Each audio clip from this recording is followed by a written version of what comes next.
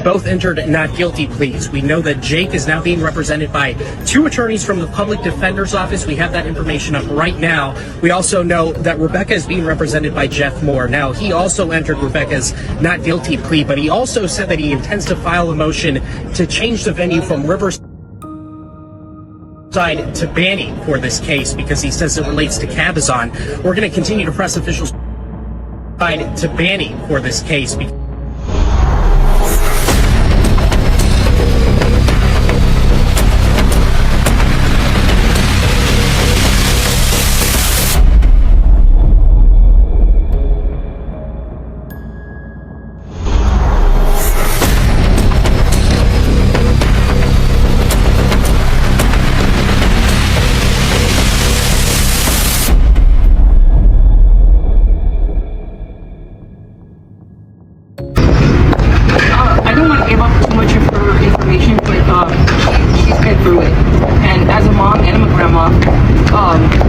I just don't understand how any mother could let her child be out there in the cold somewhere not knowing where that baby is, to bring that baby home and give it proper burial or at least tell us where the baby is. It's really heart-wrenching, and I lost a lot of sleep, I lost some weight, and I cry every night for this baby. He only lived 30 minutes away from me. And if I had known, I would have went down there and I would have rescued all of them. The 2-year-old, Emmanuel, and Rebecca. Because I believe that she was a victim of domestic abuse. You can see it in her eyes. I too am a survivor of domestic violence. So I know that look in her eyes.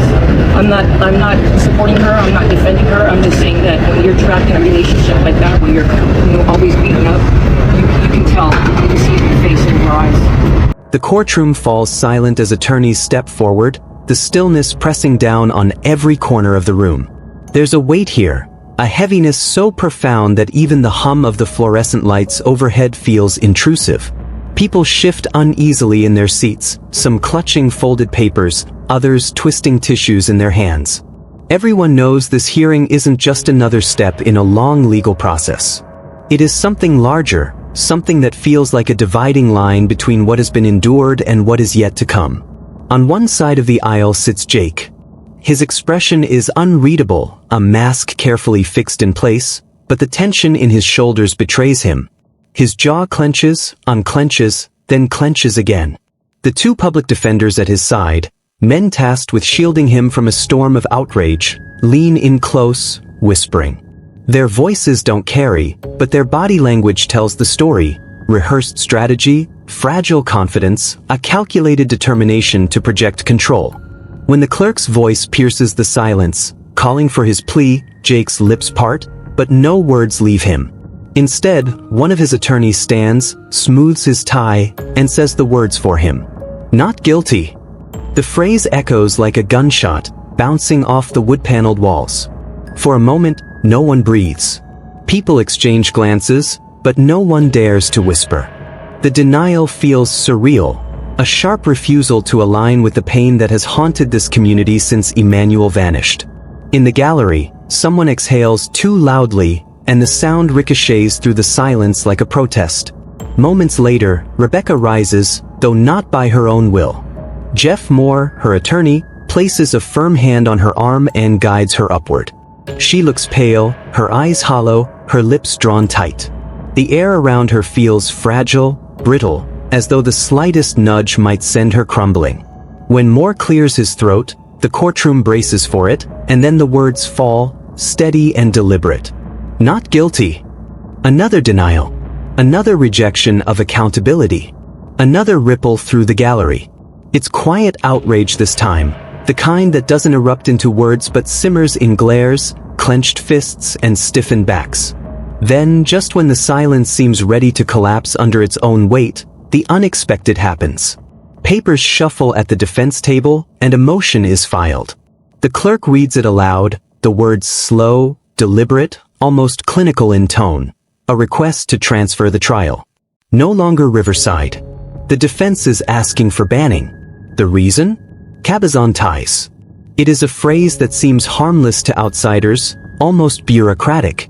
But to those seated in this courtroom, it lands like a thunderclap. Cabazon.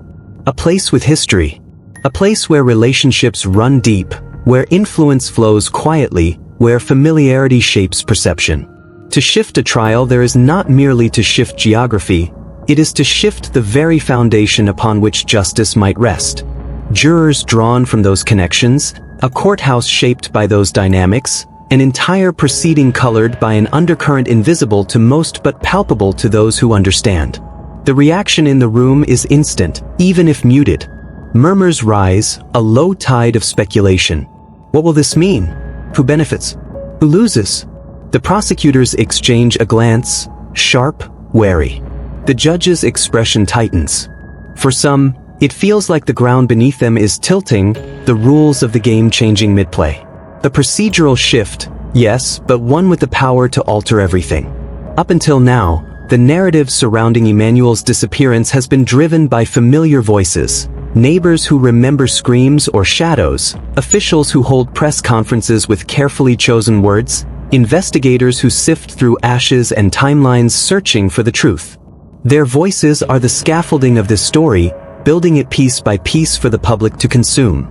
They have spoken of facts, of probabilities, of procedures. They have carried the narrative with authority, but also with a kind of distance. But then another voice rises, one that neither files motions nor reviews evidence, but one that cuts deeper than either. A voice with no need for polished statements or legal jargon. A voice that embodies grief, love, and unshakable authority. It isn't a witness describing what they saw. It isn't an officer recounting what they found. It isn't a passerby piecing together rumor into testimony. It is Emmanuel's grandmother, Mary Buchanan. Her name carries weight the moment it is spoken. The entire room seems to pause, as though time itself grants her a passage of silence. For Mary is not just family. She is the matriarch whose life has been shattered and stitched together by loss too immense to comprehend. Her bond with Emmanuel was not theoretical.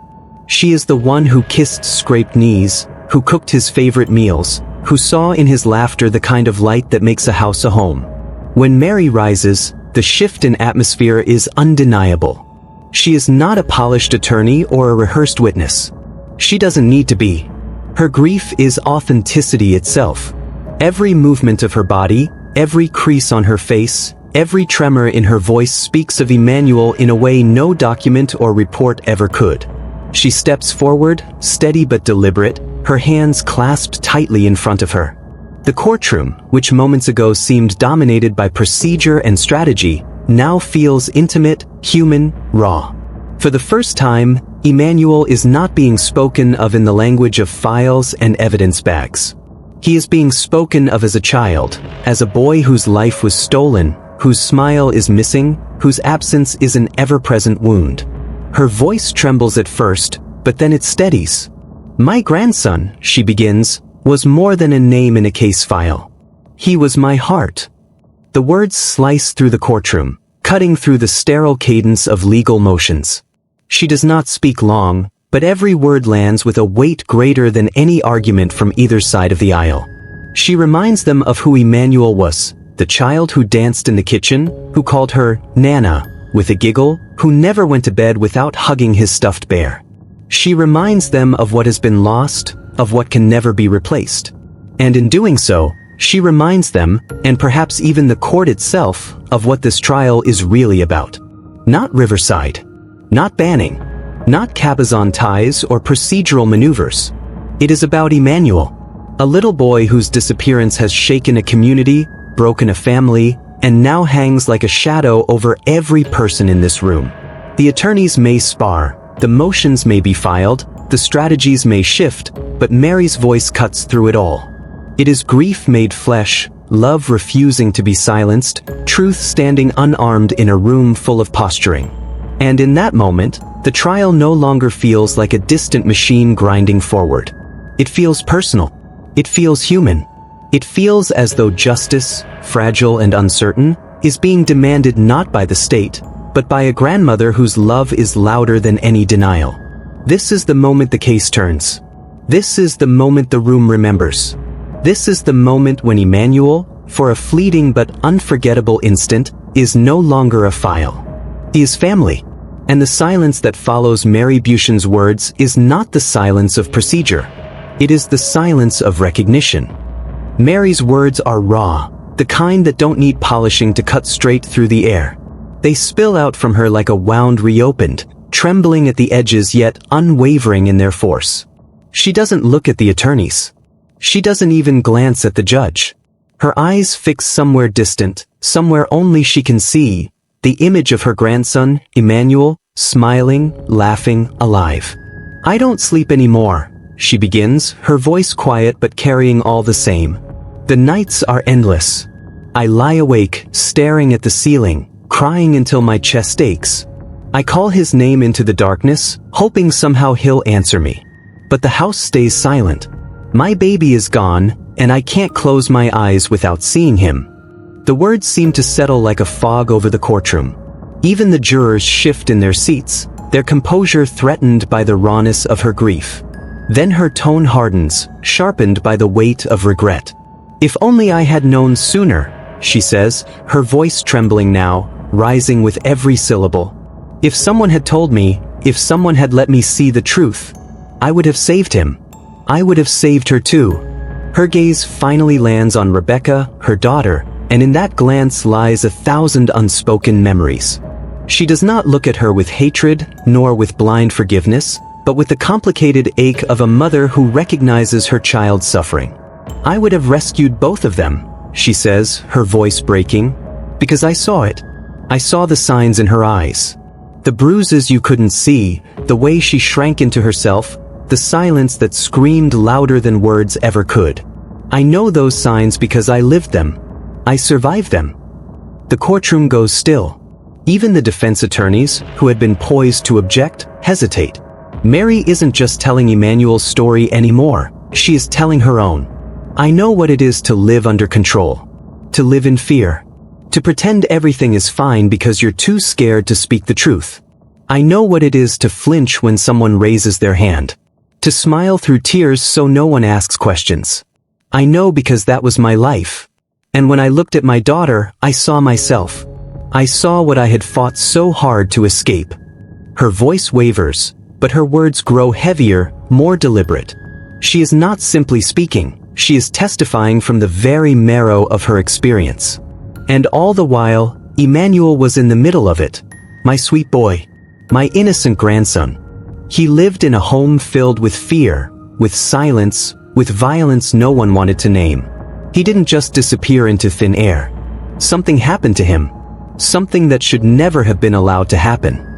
The gallery stirs, emotions rippling like a wave. A woman in the back presses a hand to her mouth. Someone else mutters, "Oh my God." Reporters bend over their notebooks, their pens moving furiously, capturing every syllable. Mary takes a shaky breath and delivers the line that will echo long after she leaves the stand. "If someone had listened to me, if someone had taken me seriously when I raised my concerns, Emmanuel might still be alive."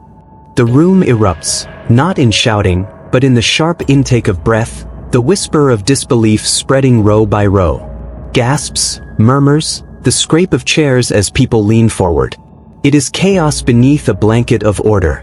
The judge slams his gavel once, then again, demanding silence, but the impact of Mary's words lingers like smoke. The prosecution sits taller now, their faces marked by a quiet intensity. This is the moment they needed, the voice that shifts the jury's perspective from evidence and procedure to something visceral, undeniable. The defense, by contrast, falters. They pass notes back and forth, whispering strategies, already preparing objections and motions to limit the damage. They will claim Mary is biased, that grief colors her testimony, that her words are emotional rather than factual. But they know the truth. Once spoken, her words cannot be unheard.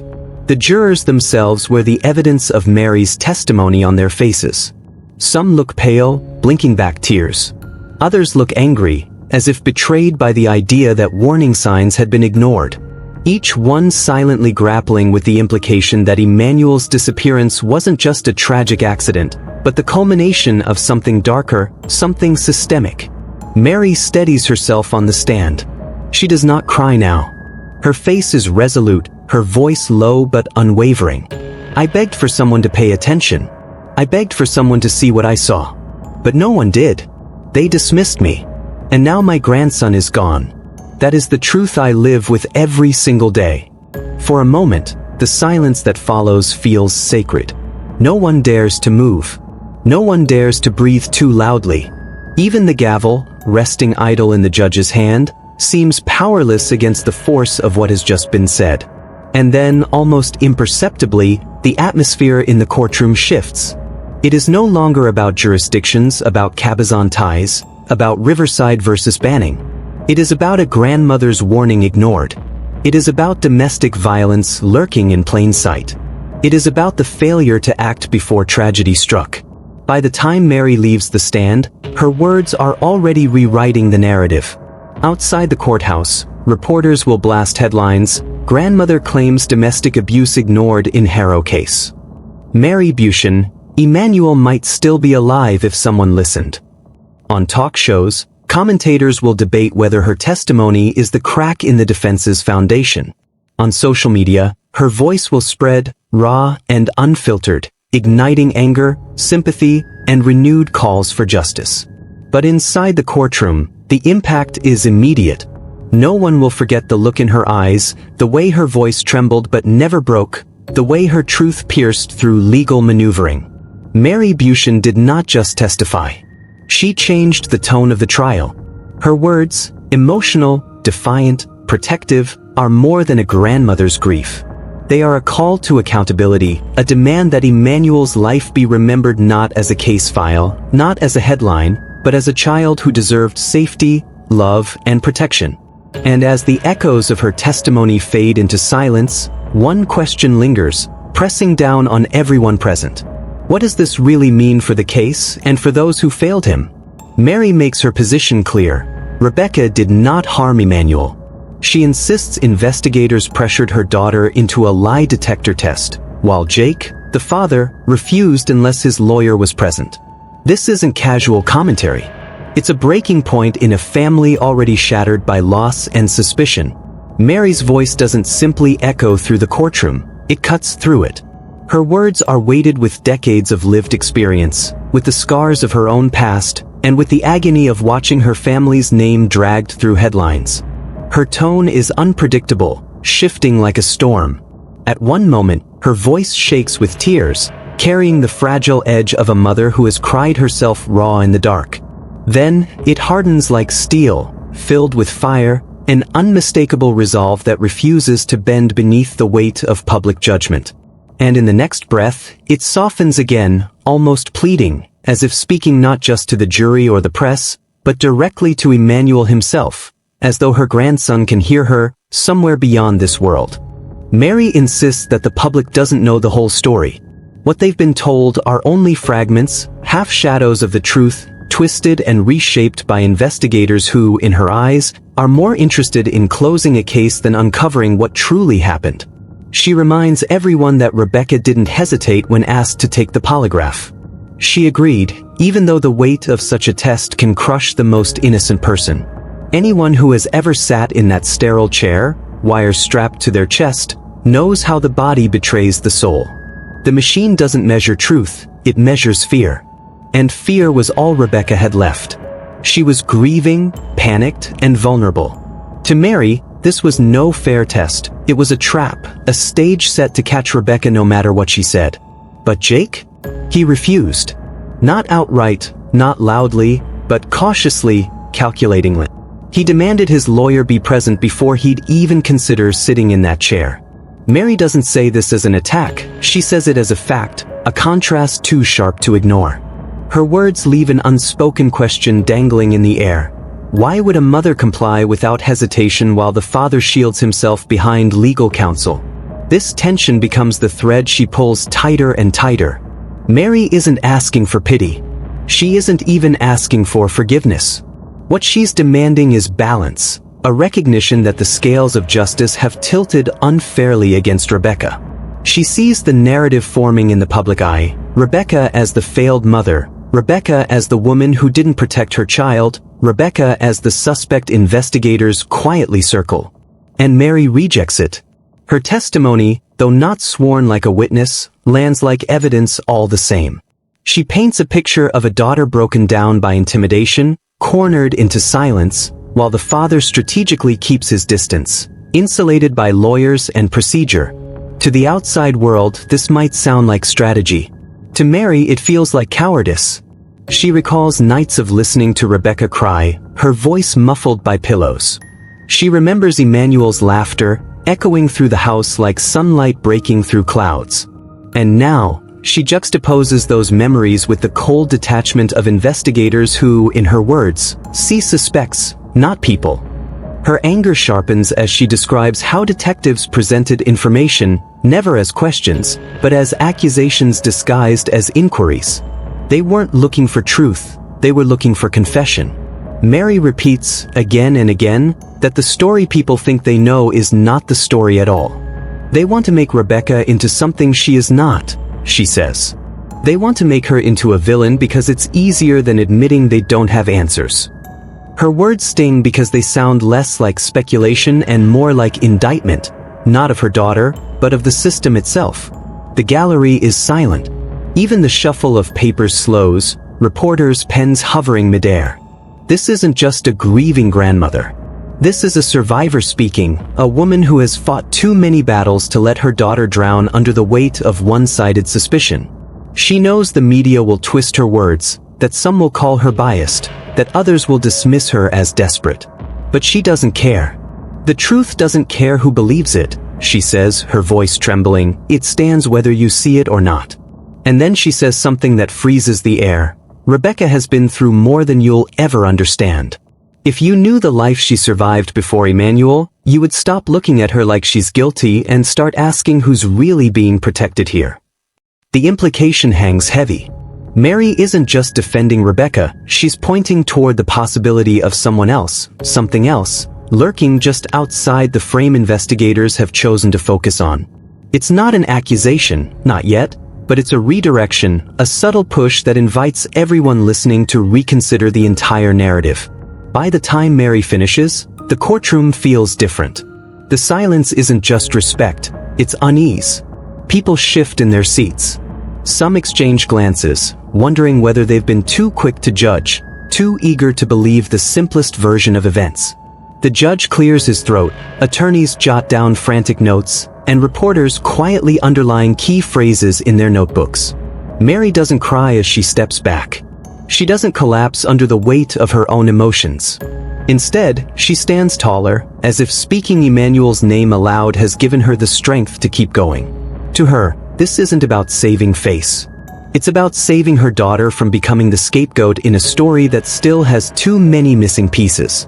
And as the courtroom breathes again, one thing is clear: Mary's testimony hasn't just added to the case. It has shifted it. Her words ignite debate, not only in the courtroom but far beyond its walls. Some hear the trembling voice of a grandmother clinging desperately to the only lifeline she has left: hope. Hope that her daughter is innocent. Hope that her grandson's story has not already been written in cold ink. Hope that justice will be more than just a headline. Others, however, hear something far different.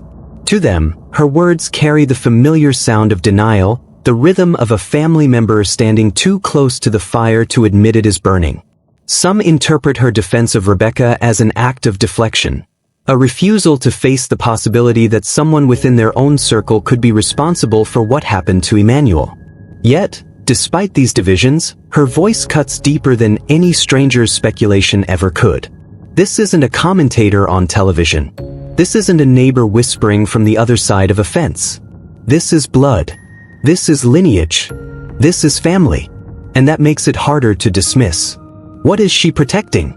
That question hangs heavy, echoing in the silence left behind after her statement.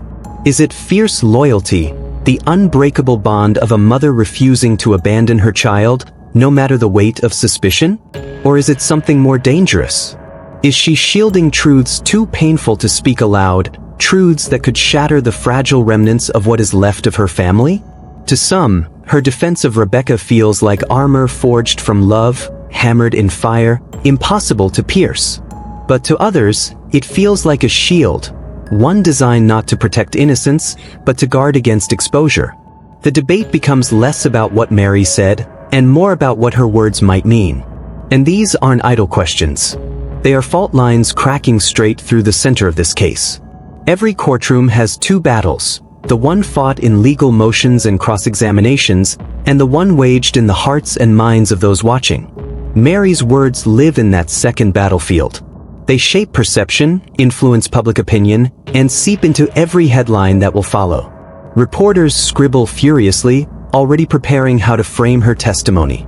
Was this the heartfelt cry of a grandmother demanding justice for both her grandson and her daughter? Or was it the carefully constructed narrative of a family desperate to control the damage? The answer depends on who you ask, and perhaps on who you believe.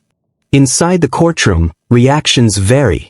Some jurors glance downward, as though grappling with the emotional weight. Others remain unmoved, trained to separate sentiment from evidence. Attorneys exchange sharp looks, calculating how to twist her words into advantage. Even investigators shift in their seats, some quietly frustrated, others perhaps unnerved. Because when family begins to speak, the case becomes more complicated than any police report can contain. What is loyalty in the face of tragedy? What does love look like when it collides with the possibility of guilt? These are not just philosophical questions. They are the very lines this trial now tiptoes across. And Mary's testimony doesn't close them. It widens them. If her daughter is innocent, then Mary's words are the cry of a truth-teller ignored. But if her daughter is guilty, then those same words become the haunting echoes of complicity, a refusal to see what stands plainly in front of her. Either way, the impact is the same. The case is no longer just about Emmanuel.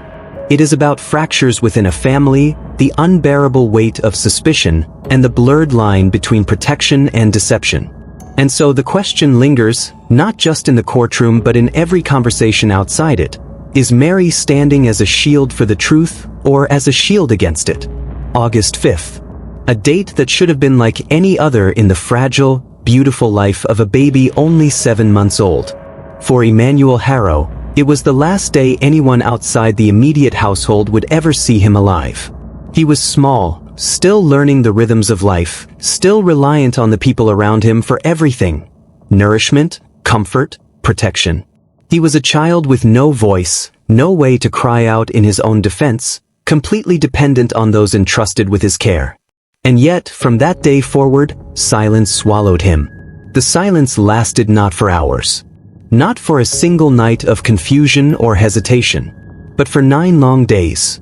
From August 5th to August 14th, there was no call to the police, no emergency visit to the hospital, no desperate knocking on neighbors' doors. Emmanuel's absence stretched into 9 days of unbroken quiet before anyone reported him missing. In missing child investigations, time is everything. Every detective knows the painful math. The chances of recovering a child alive diminish dramatically with every hour that passes. The first 3 hours are critical. The first 24, decisive. Beyond 48 hours, the investigation often shifts from search to recovery. But 9 days? That gap is catastrophic. It means leads go cold, witnesses forget details, surveillance footage is erased or overwritten, and physical evidence is lost to time, weather, or deliberate removal. When investigators finally received the call on August 14th, Emmanuel was not just a missing child. He was a vanished presence, a name now entangled with questions no one could answer. And almost immediately, the case took a direction no one had anticipated. Rebecca, Emmanuel's mother, was the one to report him missing. Her story was devastating and hauntingly familiar to anyone who follows such cases. She claimed abduction. A baby snatched away, taken from her in circumstances beyond her control. To the untrained ear, it was a mother's worst nightmare spoken aloud. To investigators, it was a starting point. But as they pressed for detail, cracks appeared almost immediately. Where exactly had the abduction happened? Was there a break-in, a confrontation, a stranger lurking nearby? What time of day had it occurred? Who else had been present? Why had there been no immediate alarm raised? Each question peeled back another layer of her account. And beneath each layer, inconsistencies emerged. A story told once in the chaos of grief can falter. Memory under shock is fragile. But a story retold 3, 4, 5 times should begin to stabilize. Rebecca's did not. The timeline shifted. The details bent. Some elements disappeared in later tellings, others appeared newly added. Investigators began to write notes not only about what she said but how it changed. In the early hours of the case, law enforcement still treated it as an abduction. They had to. Protocol demanded urgency. But the machinery of an Amber Alert never fully spun into motion. Because almost instantly, the foundation of Rebecca's claim showed troubling gaps. No neighbor had seen a stranger. No one reported hearing a child's cry or a struggle. No car sped away. No grainy security footage captured an unknown figure. The snatching existed only in Rebecca's words. And then there was the delay. 9 days. That fact alone became the heart of suspicion. Why would a mother wait nearly a week and a half to report her infant missing? To law enforcement, the delay didn't just look odd, it looked damning. It raised the possibility that Emmanuel had not disappeared on August 14th at all, but on August 5th. That the 9 days in between had been spent not in confusion, but in concealment. The community reacted with shock. Neighbors, who had initially whispered about the horror of an abduction, began to question whether the danger had ever been from the outside at all.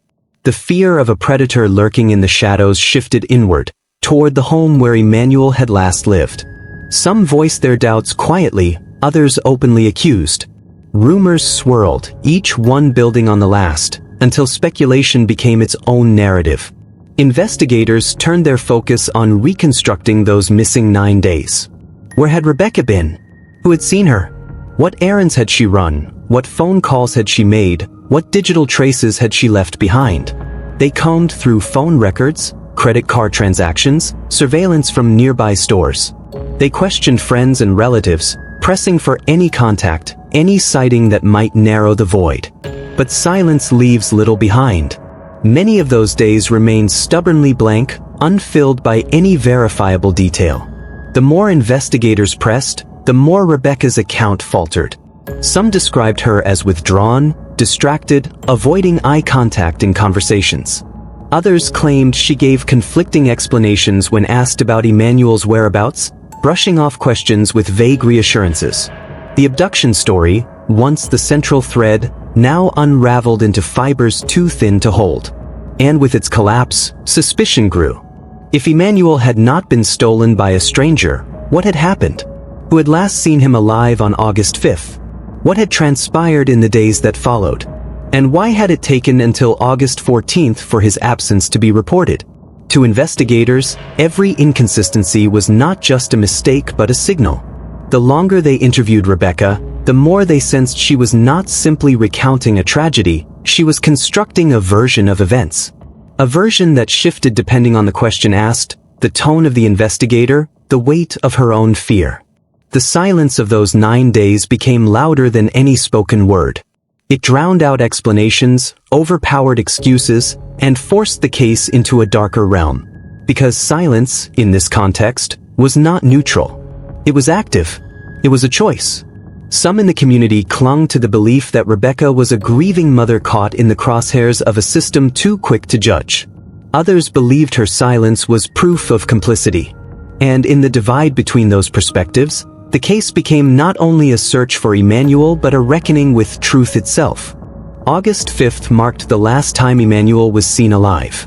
August 14th marked the day his absence became public knowledge. But the 9 days in between are the true battleground of this investigation. A stretch of time where silence speaks louder than testimony, where absence becomes evidence, and where the search for Emmanuel collides with the search for truth. 9 days. 9 days unaccounted for. 9 days that may hold the answer to what happened to a child who should never have been silenced at all. Soon, the case takes a shocking and chilling turn.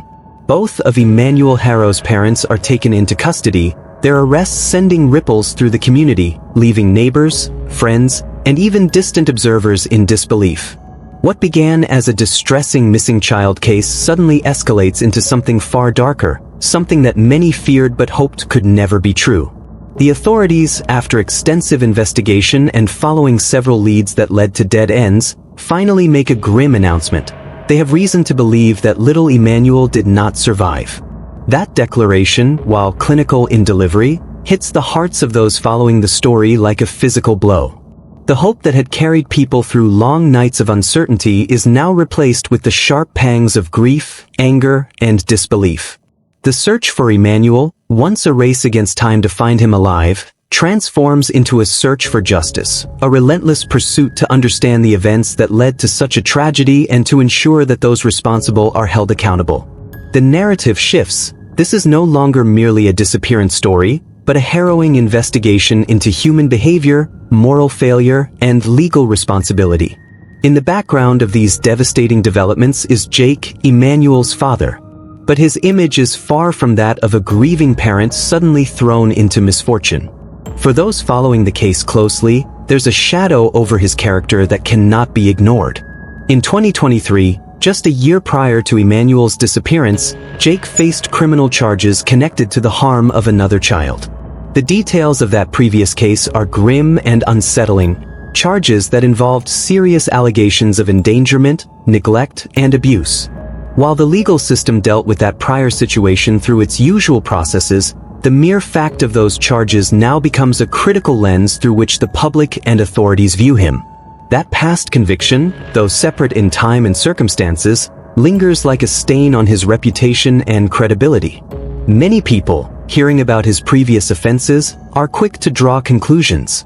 The story of Emmanuel's disappearance doesn't exist in a vacuum. It is now intertwined with a disturbing pattern, or at least the appearance of one, that paints Jake as someone potentially capable of unspeakable acts.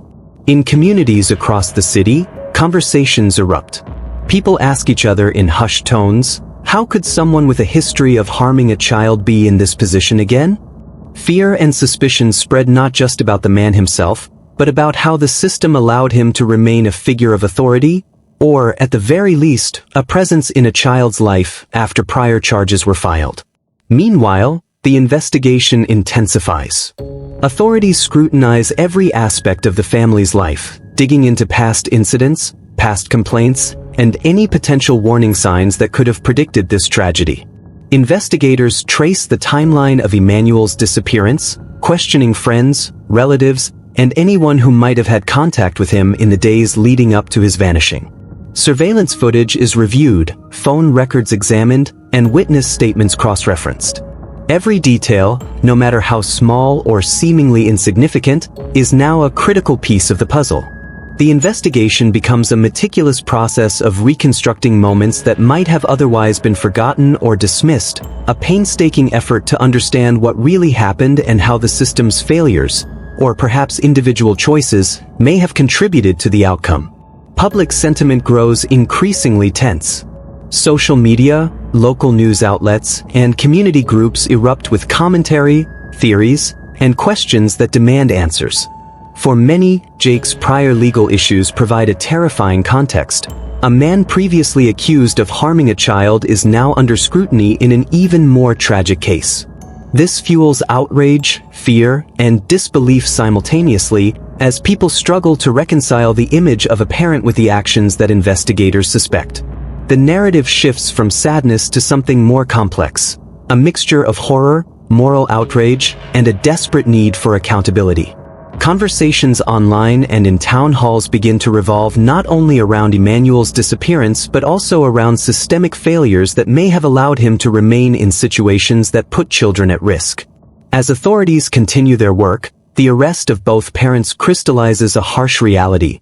The legal system now faces the task of determining guilt and delivering justice. Prosecutors begin piecing together evidence, constructing a case that must stand up to the scrutiny of courts while addressing the community's demand for transparency and accountability. Each piece of evidence is examined for relevance, consistency, and impact. The legal process moves forward against a backdrop of intense public interest, with every hearing, every motion, and every official statement adding layers to the narrative of tragedy. The community's grief and anger are palpable. Support networks for children, local advocacy groups, and even casual neighbors rally around the idea that Emmanuel's story cannot be forgotten, that the failures which allowed him to be endangered must be scrutinized so that no child suffers in the same way.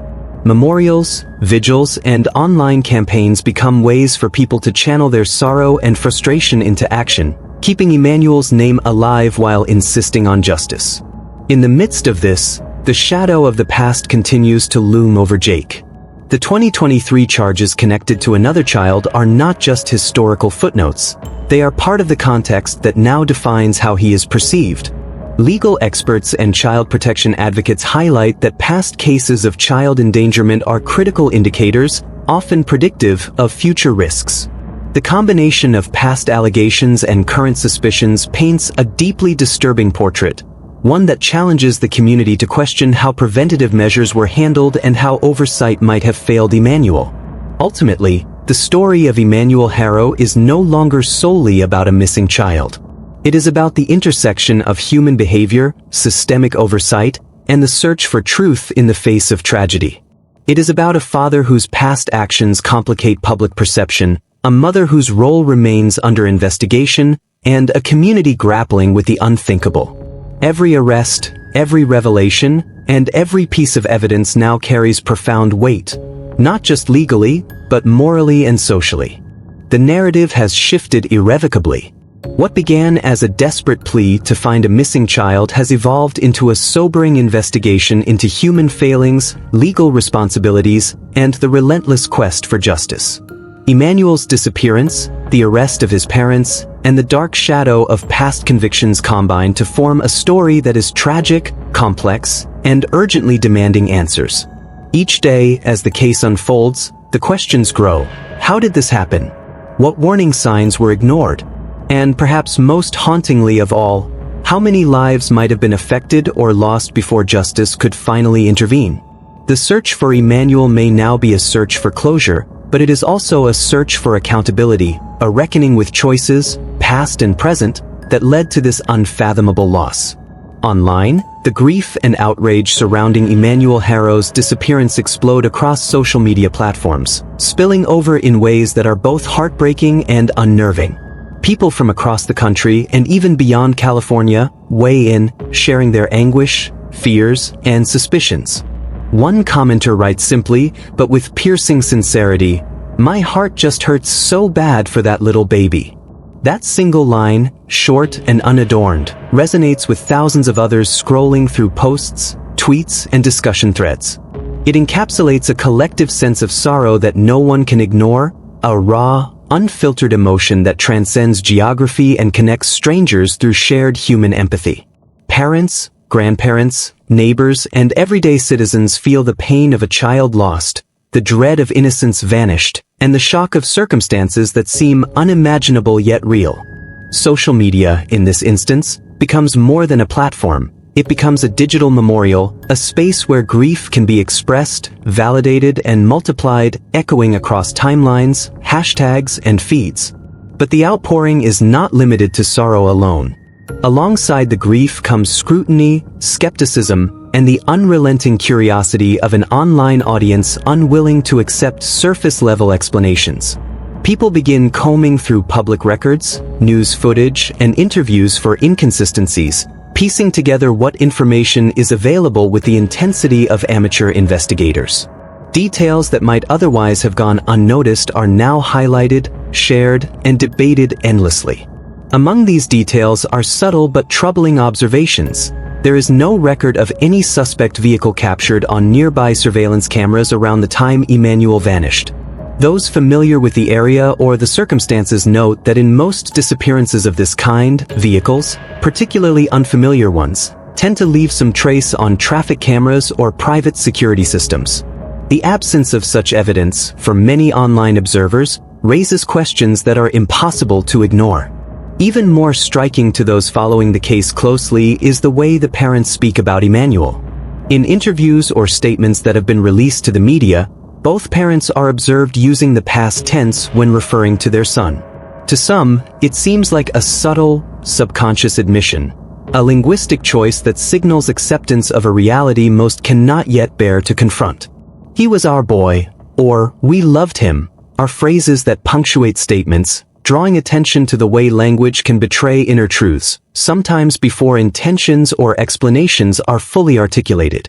For the public, particularly those immersed in the case online, these details do not pass unnoticed. Each comment, each thread, each shared observation builds a complex mosaic of suspicion, grief, and unresolved questions. Online communities, forums, and comment sections buzz with speculation. Some users focus on the emotional cues, body language captured in interviews, hesitant glances, or the tone of voice that seems inconsistent with the gravity of the situation. Others dig into timelines and reported activities, comparing what has been said publicly to what investigators have confirmed. Every perceived inconsistency becomes fodder for conversation.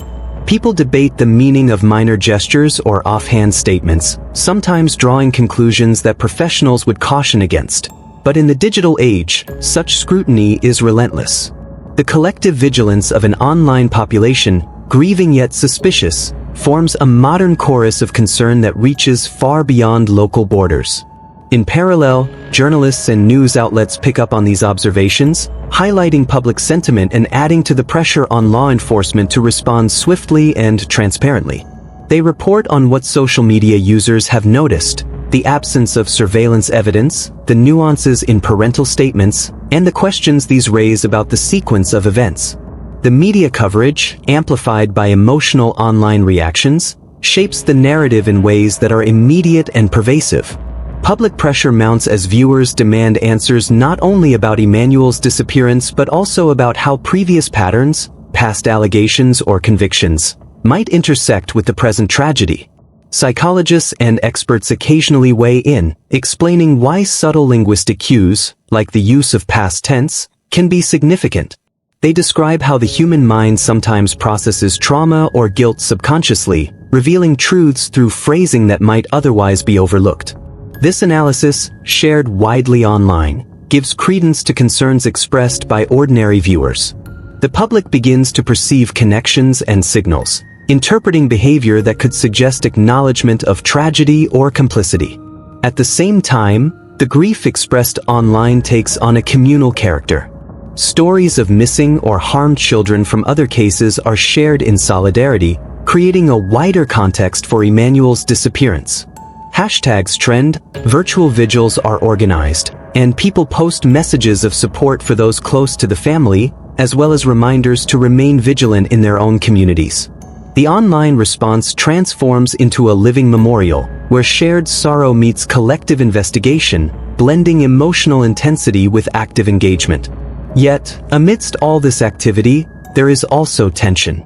Skeptics caution against jumping to conclusions, noting that social media speculation can be misleading, misinterpreted, and sometimes dangerously wrong. They remind the public that authorities are still investigating, that not all details are known, and that evidence, physical, digital, or testimonial, must guide conclusions. But these warnings rarely dampen the emotional fervor online. Once grief and suspicion are intertwined, the digital sphere becomes a place of constant, sometimes chaotic dialogue, where empathy, outrage, and inquiry intersect in ways that are both compelling and unsettling. The combination of grief and scrutiny amplifies the intensity of public attention. While official updates trickle in slowly, the online community reacts instantaneously, dissecting each announcement, analyzing each photograph, and debating the implications of every statement. This instantaneous response creates a feedback loop. New information prompts immediate discussion, which in turn frames how subsequent updates are interpreted. People watch for anomalies, contradictions, and hints that might reveal what really happened to Emmanuel. In this environment, even the smallest detail becomes significant. The lack of a suspect vehicle, the subtle past tense references, minor inconsistencies in timelines, each is dissected and amplified, often sparking heated debates that span hours or days. For many observers, this is not just a case. It becomes a symbol of vigilance, of holding people accountable, and of the broader societal responsibility to protect children. Emmanuel's absence is felt deeply and widely, and the public's engagement, raw and unfiltered, demonstrates how modern tragedy extends far beyond immediate circles. Ultimately, the online reaction captures the duality of human response to such a case: unrelenting grief for the child, coupled with an instinctive search for truth, justice, and accountability. It shows how digital platforms can become both spaces of mourning and arenas of investigation, where emotions, facts, and speculation intermingle. Every comment, every observation, every shared post contributes to a collective consciousness that refuses to let Emmanuel's story fade quietly into obscurity, insisting instead on attention, reflection, and answers that the world demands.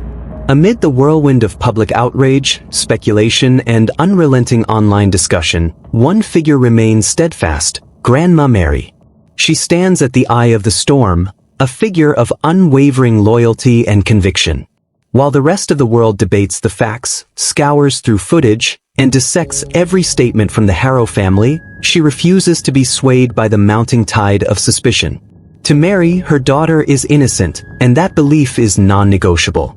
Her conviction is not born out of ignorance or naivety. It is rooted in decades of experience as a parent, grandparent, and someone who has witnessed the nuances of family dynamics over time. Every news article, every social media post, every whispered theory in forums across the country is met with a quiet, resolute certainty. She will not let public opinion dictate her judgment of her own family. Grandma Mary becomes a symbol of a different kind of narrative in the Emmanuel Haro case, one that contrasts sharply with the storm of external scrutiny. Where strangers see inconsistencies, unanswered questions, and potential culpability, Mary sees the humanity behind the headlines. Where the public cries out for justice, she quietly mourns, holding on to the hope that the truth will vindicate her daughter. Her loyalty is more than emotional. It is a conscious stance against a culture that has already condemned the family in the court of public opinion. For her, it is not just about defending her daughter. It is about preserving dignity in the face of a relentless media gaze and a collective judgment that seems eager to declare guilt without the full story. The contrast between Grandma Mary's steadfast defense and the restless, questioning public is stark, almost cinematic. Across the country, people pore over surveillance footage, analyze interviews, and debate theories about the disappearance of Emmanuel. Social media platforms buzz with a mixture of grief, anger, and suspicion. Strangers dissect every gesture, every pause, every choice of words from the parents, searching for clues that might indicate guilt or negligence. The public's need to find answers is urgent and insatiable, fueled by fear, outrage, and a profound sense of helplessness in the face of an innocent child gone missing. Yet, in the midst of this, Mary's unwavering support serves as a counterpoint, a human reminder that, no matter how compelling speculation may seem, there is another perspective grounded in familial trust and personal knowledge. This juxtaposition, between the relentless external demand for accountability and the intimate, unyielding defense of a loved one, is what gives the Emmanuel Haro case its unique intensity. It transforms the narrative from a simple disappearance into a complex interplay of belief, loyalty, and skepticism. On one side are the strangers, analysts, and investigators, all clamoring for answers, demanding transparency, and attempting to piece together a timeline that makes sense.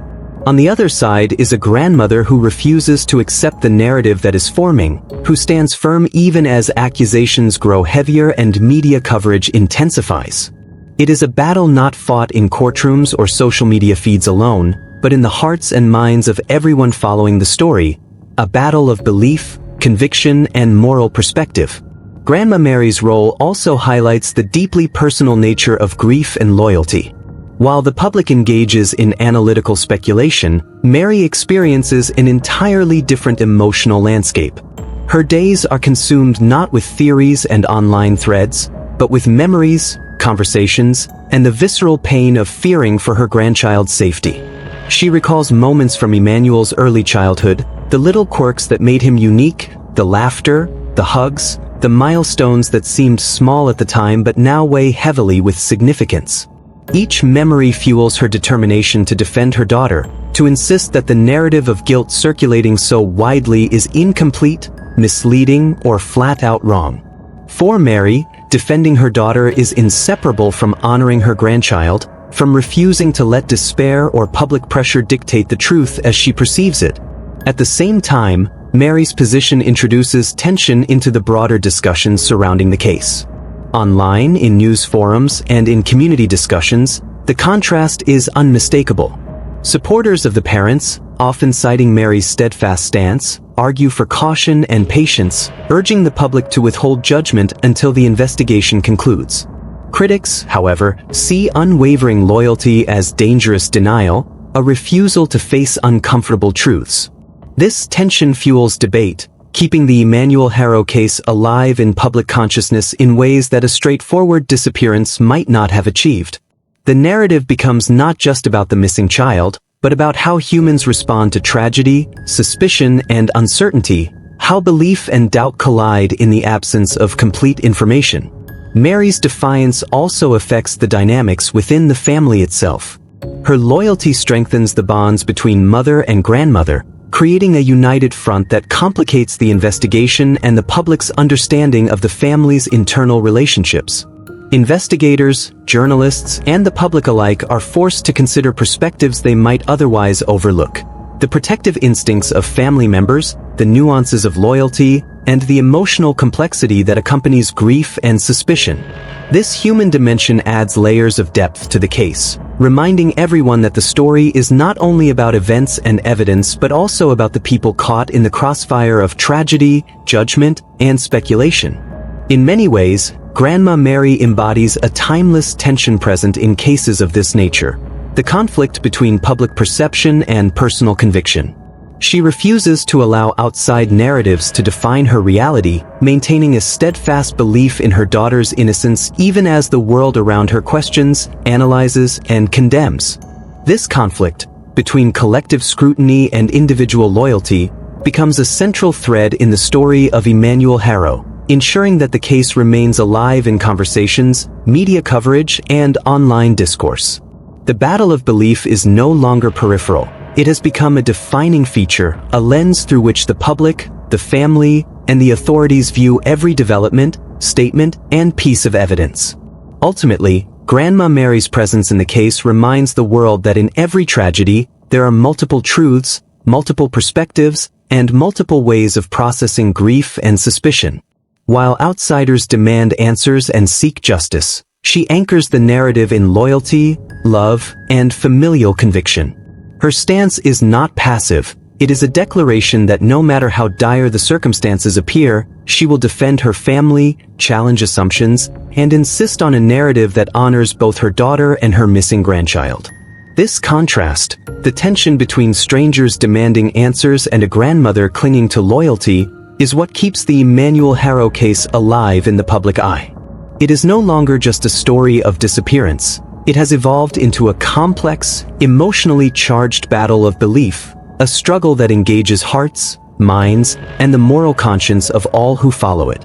Despite the shadow cast by Jake's previous conviction, despite the growing weight of evidence that investigators painstakingly assemble day after day, Grandma Mary remains unshakable in her resolve. Every news cycle, every update from law enforcement, every new allegation hurled into public discourse is met with the same unwavering declaration. Her daughter, Rebecca, is innocent. To Mary, there is no room for doubt, no hesitation, no allowance for public opinion to influence her judgment. Her certainty is absolute, and it is expressed not in quiet reflection, but in repeated, emphatic statements. She says it again and again in interviews, to friends, to journalists who call seeking insight, and even in conversations with family members. Rebecca is innocent. Each utterance is imbued with the fierce protectiveness that only a grandmother, who has loved and nurtured multiple generations, can summon when the stakes are this high. In her mind, the accusations cannot define her daughter. The court of public opinion cannot dictate what she knows to be true. Meanwhile, the investigation continues its relentless pursuit of truth, and the tension between Mary's unwavering faith and the authorities' mounting case becomes increasingly stark. Law enforcement presents evidence in a measured, methodical fashion. Inconsistencies in statements, unexplained absences, gaps in timelines, and digital footprints that suggest troubling possibilities.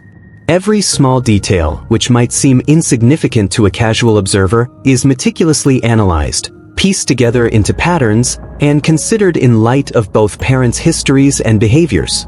Each new revelation, each step closer to clarity for investigators, paradoxically intensifies the chasm between Mary's steadfast belief in her daughter's innocence and the growing suspicions held by the public and the authorities alike. Amid this charged atmosphere, attention turns to polygraph tests, or lie detector examinations, as a means of determining honesty. For Rebecca, there is no hesitation.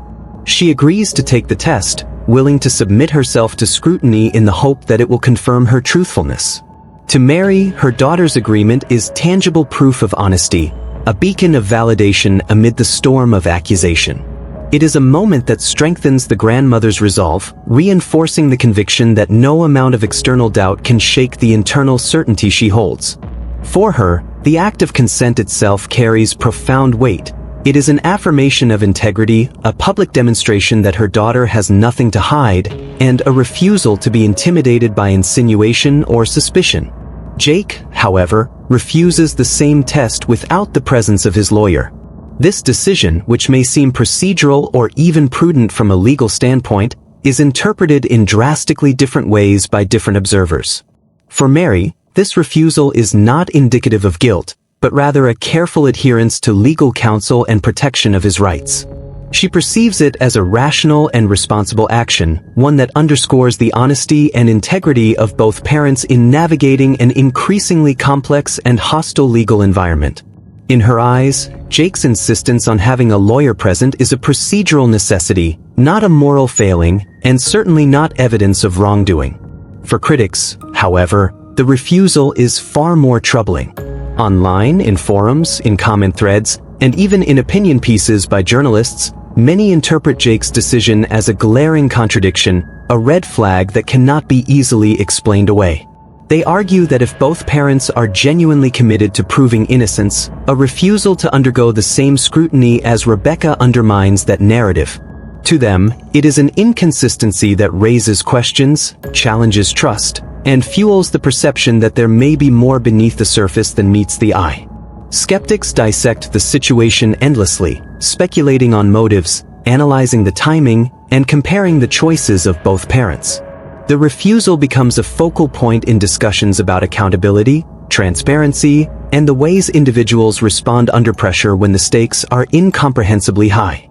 This divergence, Mary's unshakable defense versus the critical lens of public scrutiny, highlights a recurring theme in the Emmanuel Haro case: the tension between familial loyalty and societal judgment.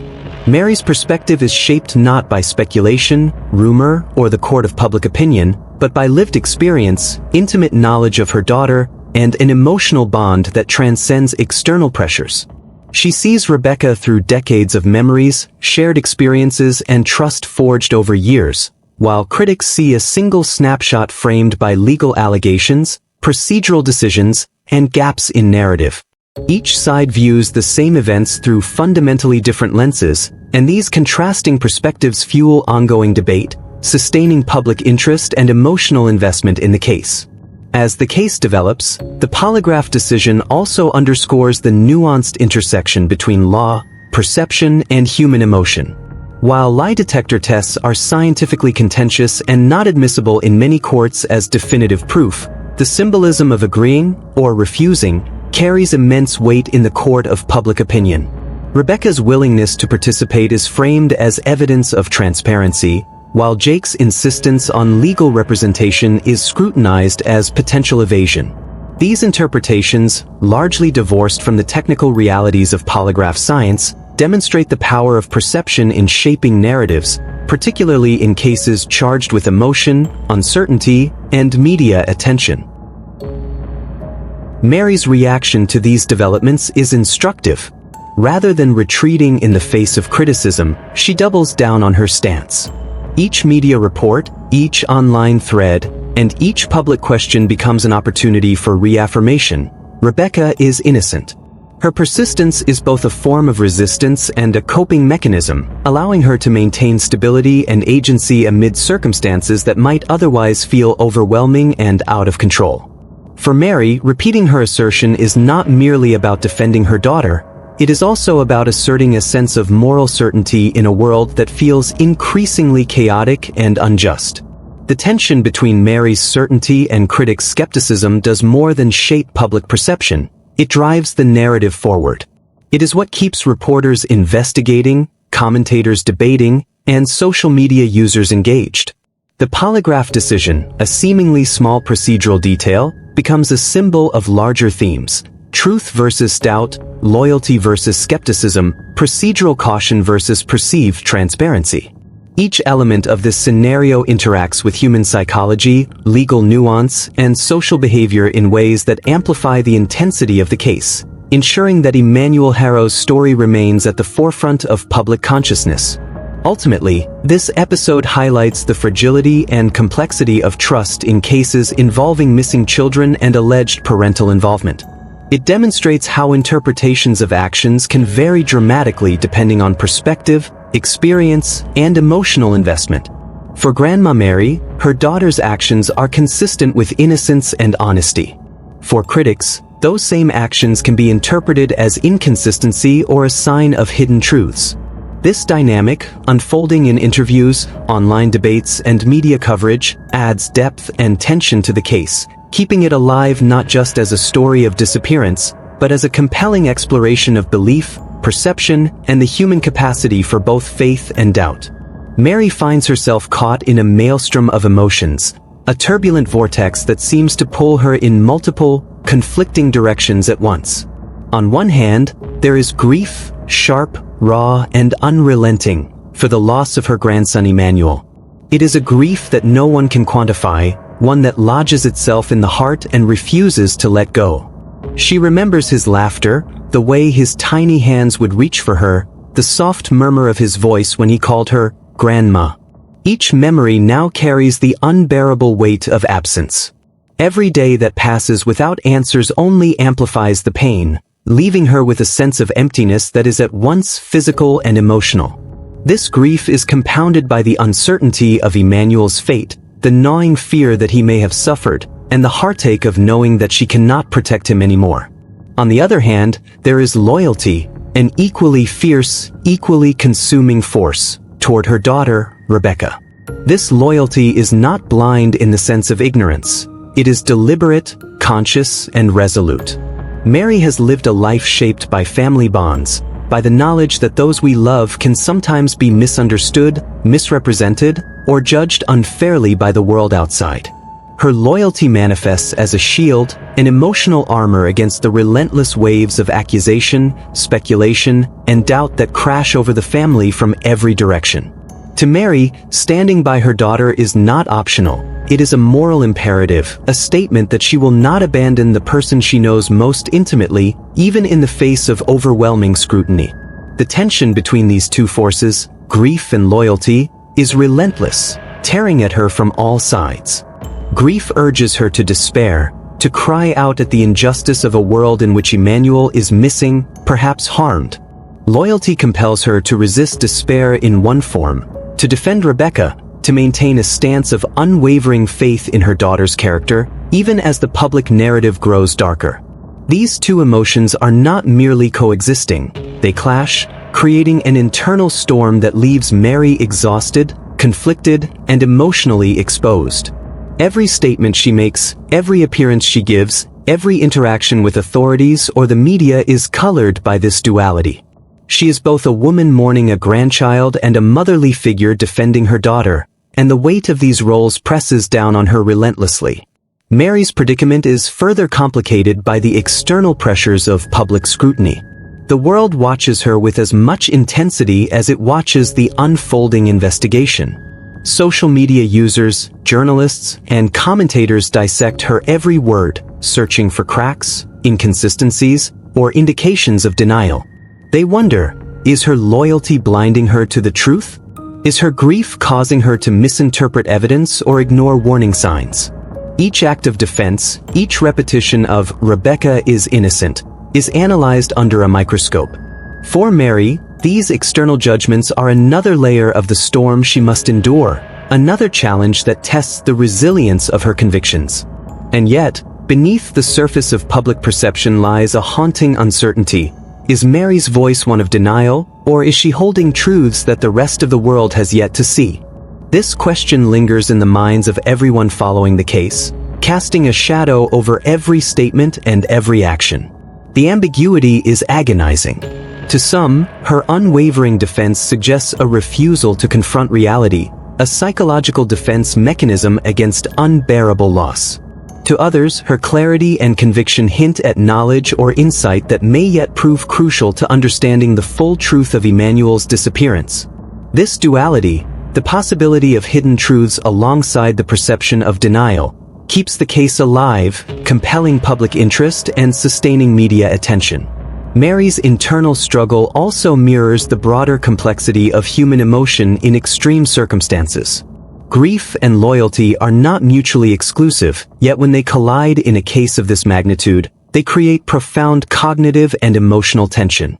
She oscillates between sorrow and defense, mourning and advocacy, despair and determination. These conflicting impulses do not cancel each other out. Instead, they amplify the intensity of her experience, making her a figure both tragic and formidable.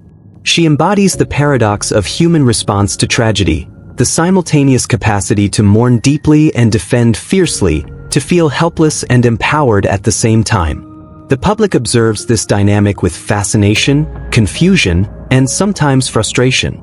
Commentators speculate endlessly.